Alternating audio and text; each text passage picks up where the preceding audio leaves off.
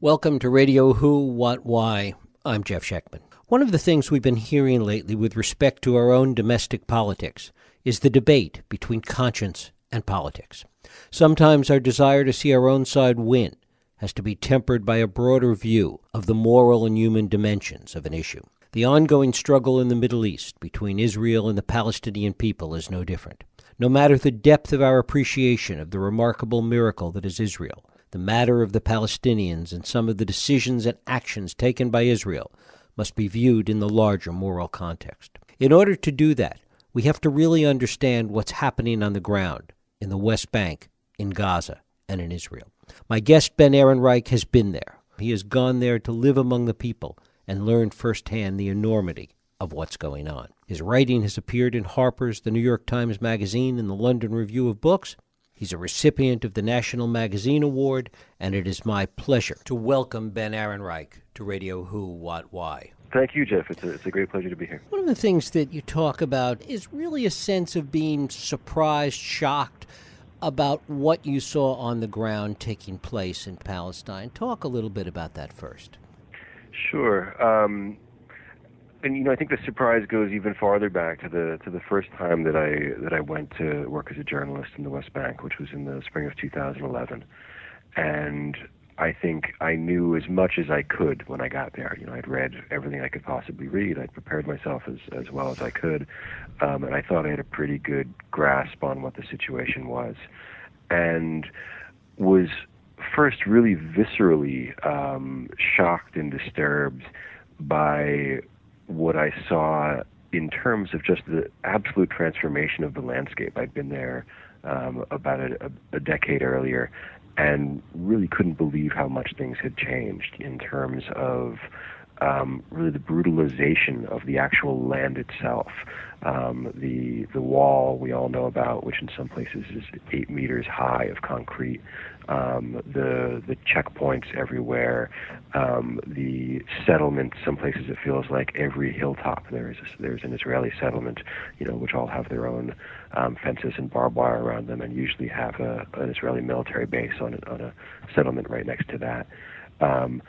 All of that was more than I was really prepared for. And then I think the other thing that really shocked me on that trip was just the pace of events, that everywhere you looked, there were things happening, not good things, but everywhere I went, and sometimes I sought these things out, and sometimes, more often than not, I would just go somewhere and things would happen. And I'm talking about land confiscations, settlers taking over Palestinian land. I'm talking about peaceful demonstrations by Palestinians being put down with overwhelming force by the Israeli military.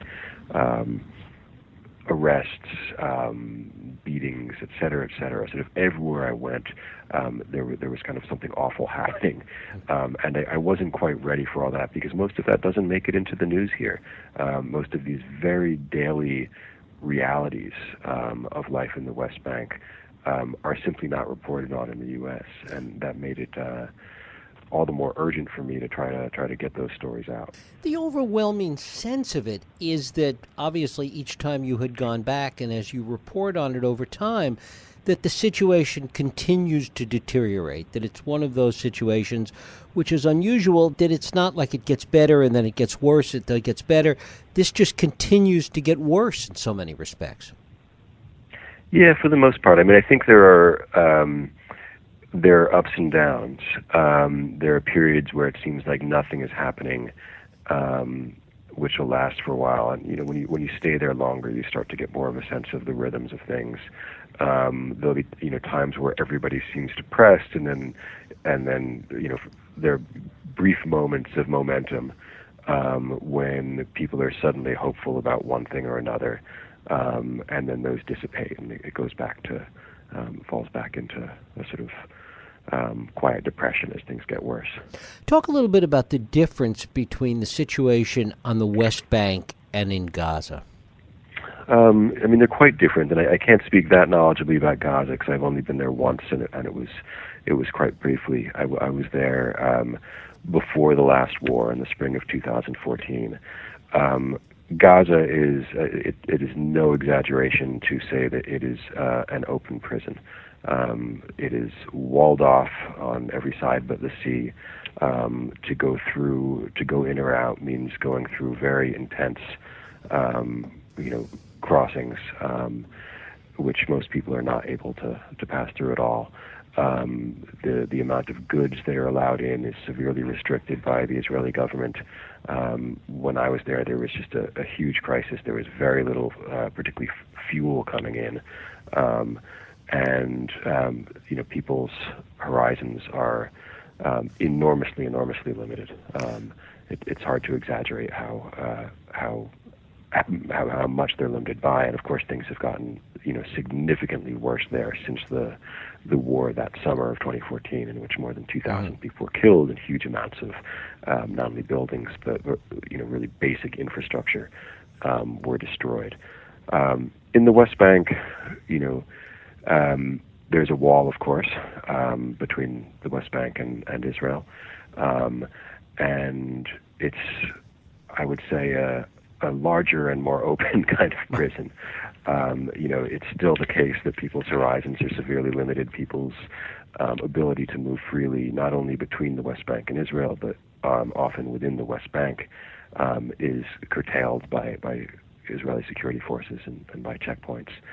The level of insecurity in people's daily lives is also quite extreme.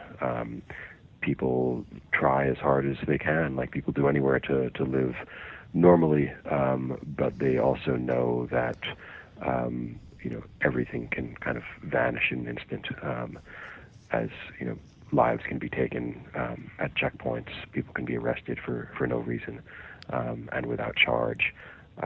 Their land can be taken, their homes can be demolished.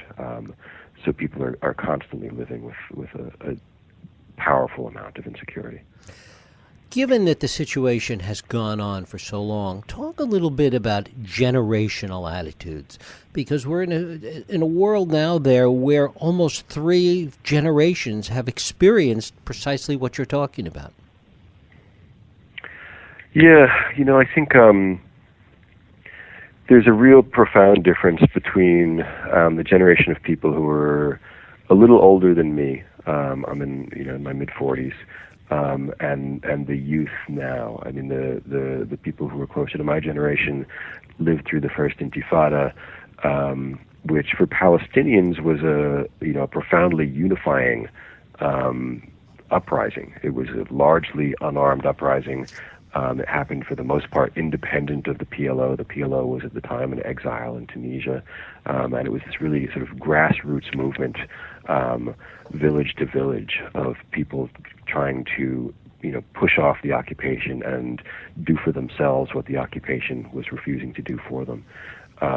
It was so people experienced it with sort of these great revolutionary hopes, which were subsequently dashed.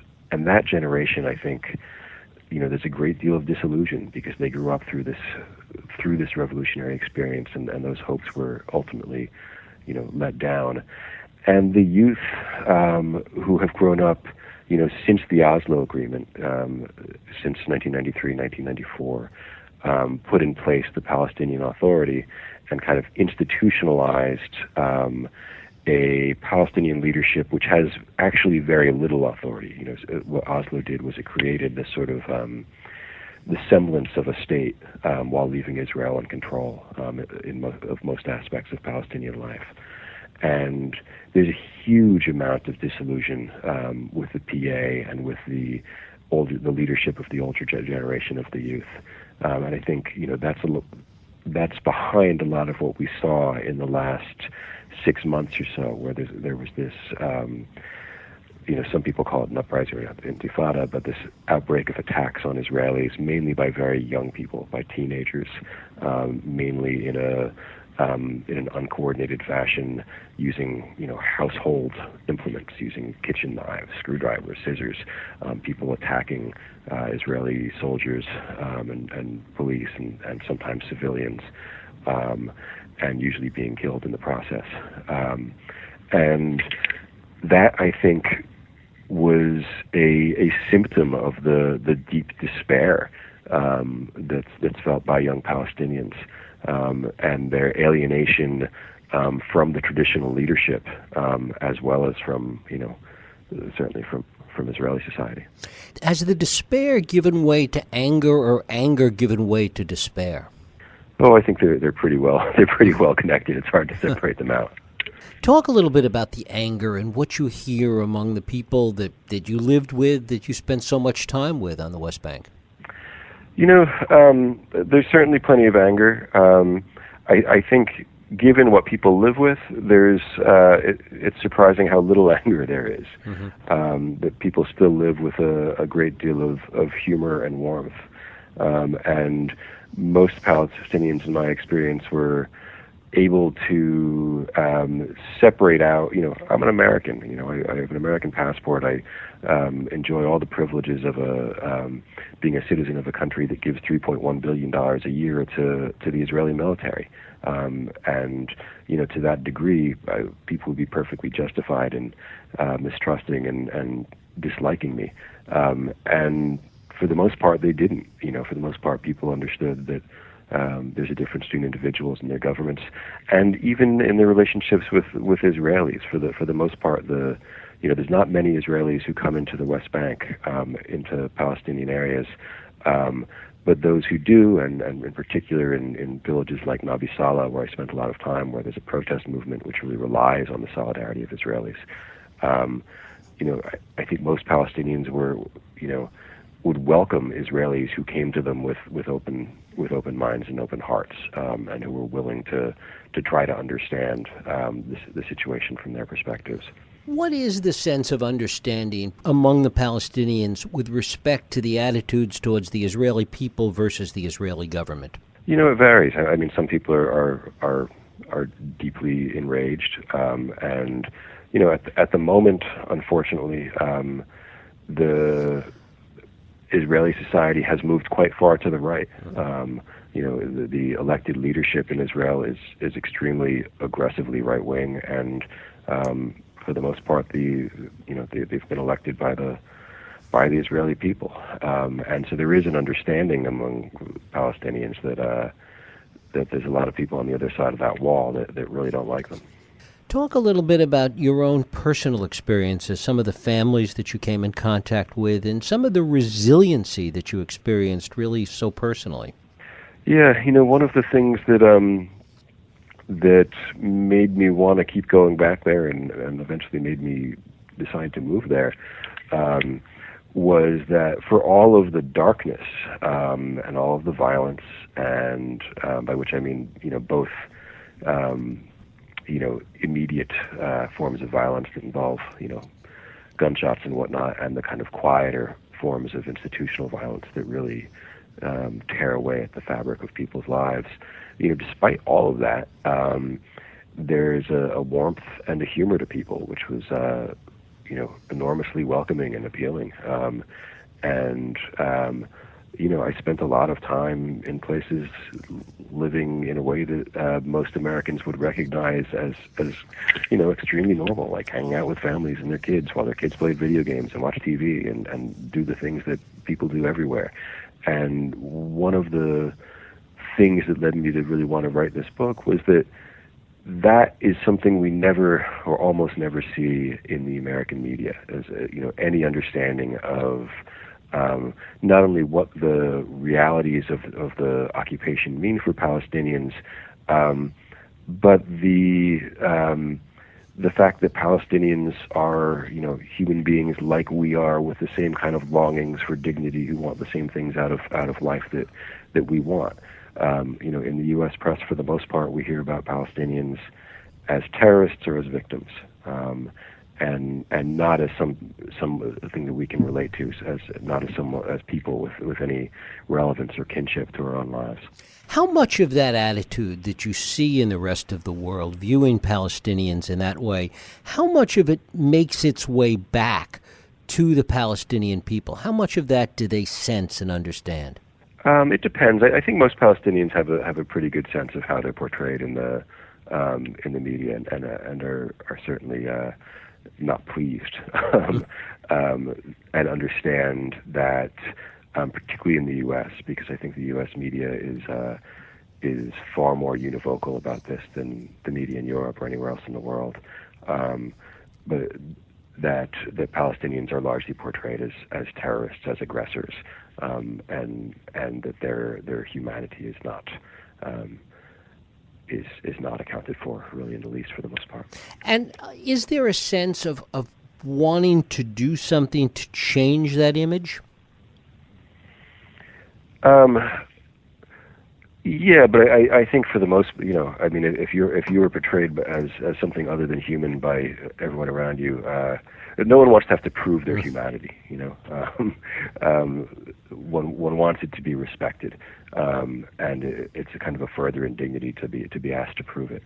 But that said, certainly in places like Nabi Saleh, this village where I spent a lot of time, a lot of the way they structured their resistance, it's a village where they march against they try to march to a spring which was taken by the settlers who live across the valley from them, and are every week, met with kind of overwhelming firepower by the Israeli military. But part of their approach is definitely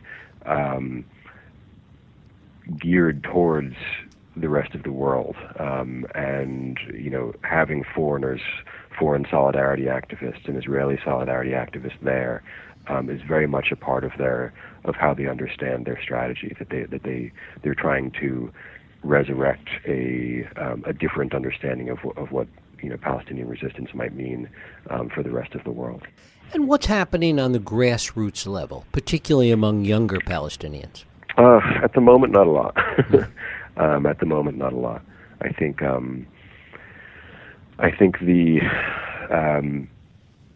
the defeats have been profound, particularly the events that have occurred while I was there and in the summer of 2014. The war in Gaza, which took more than 2,000 lives. I think people are feeling quite defeated for the most part, and there's not a whole lot of dynamism on the ground among the young. There's also a great deal of disillusion with their own leadership, and an understanding that what the Palestinian Authority mainly does, and this is very different from how it's reported on here, but I think it's accurate, that what the PA mainly does is actually tries to stop any real resistance to the Israeli occupation. So they very much see their own leadership as a sort of puppet controlled by Israel. And talk a little bit about why the Palestinian Authority takes that attitude. What do they hope to gain by that? To preserve their own power. But I think it's largely structural. I mean, I think, there are individual motivations, and the Oslo and the creation of the PA did create an elite within Palestinian society, which has its own privileges, which are, both in terms of power and money. But those are strong motivations for the people who have power and money. But I think it's structural. I mean, Oslo, I think, created this sort of this class of people within Palestinian society whose privileges are very much tied to the status quo and are very much tied to not challenging Israel. So I think it's there were Edward Said, the great Palestinian scholar. The moment the Oslo Declaration was issued, the Oslo Treaty was signed. He understood the situation quite well. That this wasn't peace. This was a continuation of the occupation through various veils, and a lot of other people have been slower in understanding that. But I think it's become quite clear. Who, if anyone, do the Palestinians trust? Well, it depends which Palestinians. I mean, there are nearly 2 million Palestinians in the West Bank, 1.8 million Palestinians in Gaza, and it's one can't generalize with numbers that big, but for the most part, Israel has been pretty good at getting rid of viable Palestinian leaders. One leader who's maintained a great deal of legitimacy and popularity in among Palestinians in the West Bank is Marwan Barghouti, who is in prison and will be likely for the rest of his life. So viable leaders rarely last very long. I mean, there is this sense of, and maybe it's fantasy and maybe it's just wanting history to repeat itself, but this desire to see a kind of Palestinian Mandela emerge from all of this. Yeah, I mean, there are those desires, but at the same time, when those leaders emerge, they tend to be very quickly imprisoned. So, on the one hand, there are often calls for a Palestinian, nonviolent movement led by somebody like, where is the Palestinian Mandela, where is the Palestinian Martin Luther King? But at the same time, the Israeli government does a very good job at getting rid of and imprisoning those people and using violence to crush any nonviolent resistance movement that threatens to come forth. What did you come to see as the potential role of the U.S. in all of this? Well, I think the U.S. has historically played a quite,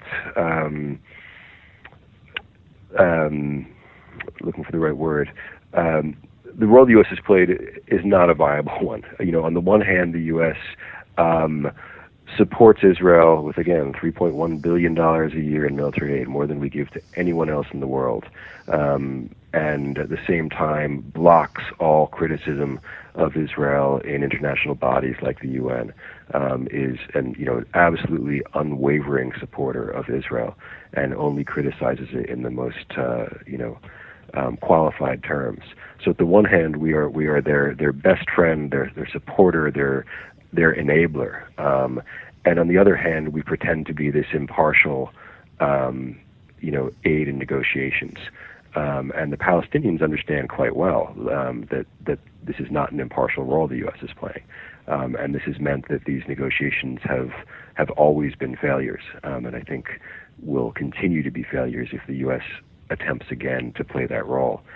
I think that the one thing that the U.S. can do that will make a real difference is not to do something new, but to stop doing what we have been doing, to not give all of that money, to not block criticism of Israel in the UN and international bodies. The fact that we're giving Israel so much aid gives us enormous power to use pressure to change Israeli policies, and we don't use that at all. And we just continue to fund this really ongoing catastrophe as it just spins further and further out of control. In spite of it all, you have some small sense of optimism. I do, yeah. And I do not because things are getting better in Israel, because they're not. They're getting more and more right wing and more openly racist and violent. Not because things are getting better on the Palestinian side either, but I think things are changing here, and I think that the fact that we're having this conversation now is a sign of that. I think there have been gradual shifts over the last decade or so, of more and more openness in the American media. It's become more and more possible to offer criticisms of Israel, which were really excluded from the U.S. media for years. And I think a lot of Americans, especially younger Americans, are ready for and hungry for a real conversation about this. And it's a conversation that we haven't been having, or we've been having one side of it, and kind of closing down all criticism of Israel. But I don't think that's possible anymore. I think what we're seeing what we're going to be seeing at the Democratic Convention, with Sanders' appointees to the platform drafting committee, insisting on mentioning Palestinian rights, insisting on using the word occupation, insisting on having a more inclusive policy platform on Israel and Palestine. This is an enormous change, It was kind of unthinkable that in any of the previous presidential elections we would be using the word Palestinian, we'd be using the word occupation, we'd be talking about the legitimate rights of Palestinians, because this conversation has been limited to talking about the security needs of Israel. Of course, part of that is the fact that the Israeli government has so overplayed its hand. Yeah, absolutely, and I think there's nothing to stop them from doing so. Netanyahu's conflicts with Barack Obama have been reported on quite a bit in the U.S. and international press, and which has been sort of strange to watch because Netanyahu will do something fairly offensive to Obama. There'll be a quick little rift and they'll kind of move on. But what's been really clear throughout is no matter how much sort of personal dislike there may be between those men, is Obama doesn't change American policy, that he still blocks all criticism at the UN. Obama's administration has been involved for the last few months with negotiations with Israel over the aid package, in which Netanyahu has been holding out and demanding more money. By most reports, he wants at least $5 billion in aid a year, and Obama has been trying to keep it to $4 billion. So whatever sort of superficial conflicts there may be between the U.S. and between a U.S. administration and Israel, the money keeps going forth, the military relationship keeps going forth, and the kind of absolute backing of all of their policies remains unchanged. And that, I think, is something that will have to change if the situation is going to change at all, because the Israeli government and government after government in Israel correctly understands that there will be no consequences for anything that they do. That they will, regardless of how much they overstep and regardless of how horrified the rest of the world is by their actions, the U.S. government will support them absolutely. And that has to change. Ben Ehrenreich. Ben, I thank you so much for spending time with us here on Radio Who, What, Why. Thank you, Jeff. It's been a real pleasure. Thank you. And thank you for listening and joining us here on Radio Who, What, Why. I hope you join us next week for another Radio Who, What, Why podcast. I'm Jeff Sheckman. If you like this podcast, please feel free to share and help others find it by rating and reviewing it on iTunes. You can also support this podcast and all the work we do by going to whowhatwhy.org/donate.